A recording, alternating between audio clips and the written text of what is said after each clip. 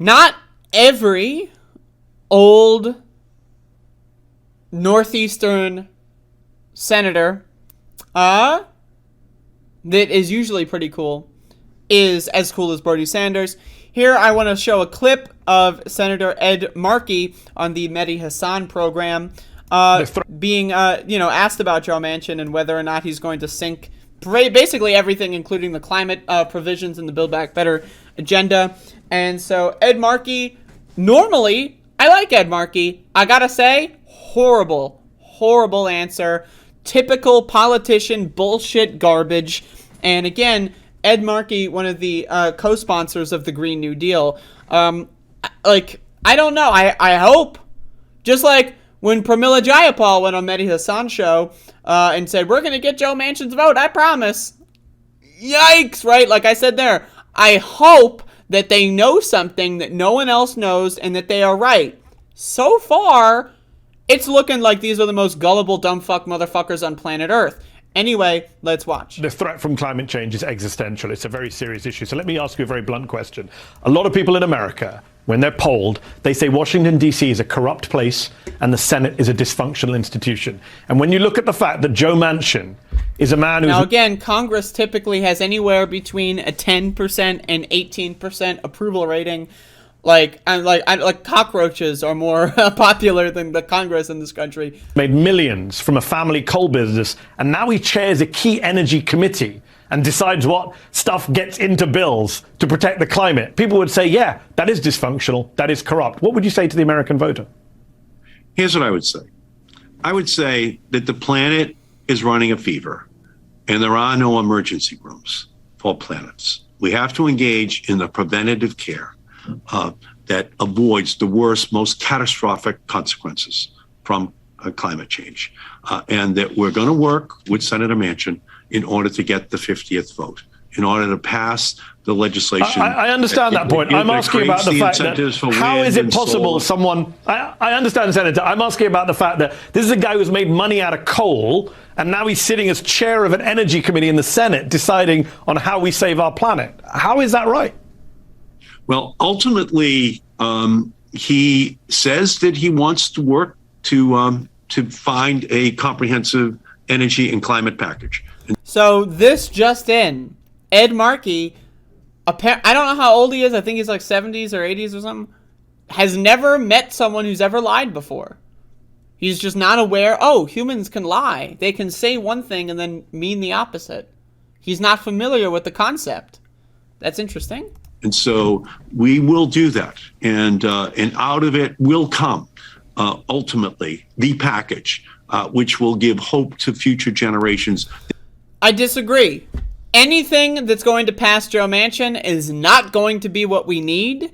And I'm going to be honest, it's probably going to set up a situation where people in the future inept Democrats, right, will probably say, oh, but we passed climate legislation 2 years ago, and so we don't need to do it anymore. And then the climate legislation they're talking about is going to be garbage, and so it's just a way for them to kick the can and then destroy our planet.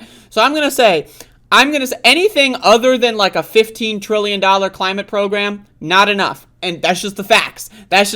I know facts don't care about anyone's feelings. They don't care about Joe Manchin's feelings. They certainly don't care about Ed Markey's feelings.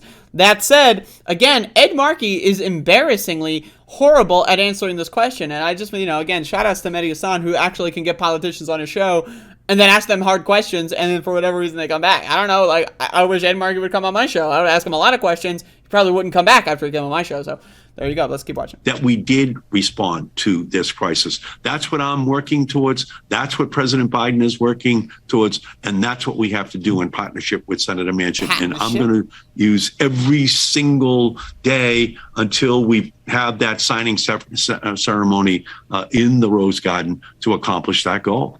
In the Rose Garden. Yeah, so he basically didn't answer the question.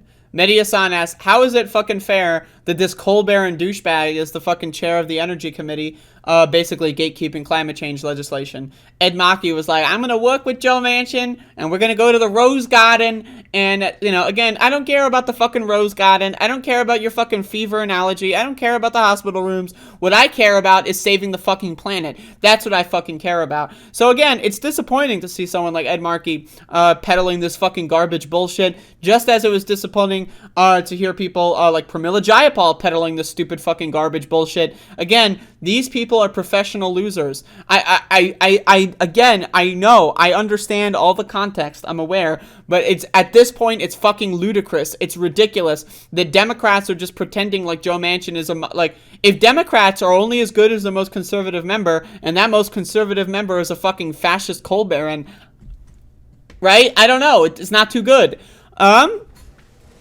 So, I don't know.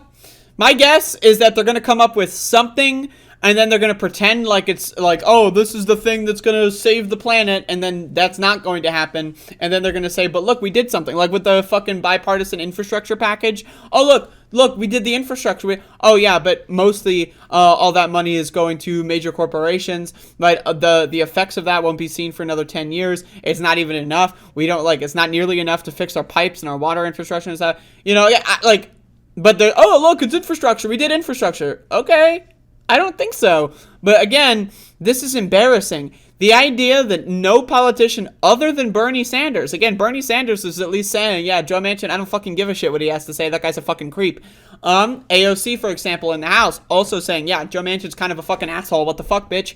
Right? It's sad that these, like, progressive, but not, like, as, you know, this is like a second tier. This is like the B tier, progressives in Congress are unfortunately, they're useless in this scenario. They're useful idiots. Now, again, let's assume 2022 goes really well. Senate gets 57 Democrats in the Senate. Then Ed Markey would be a really good voice.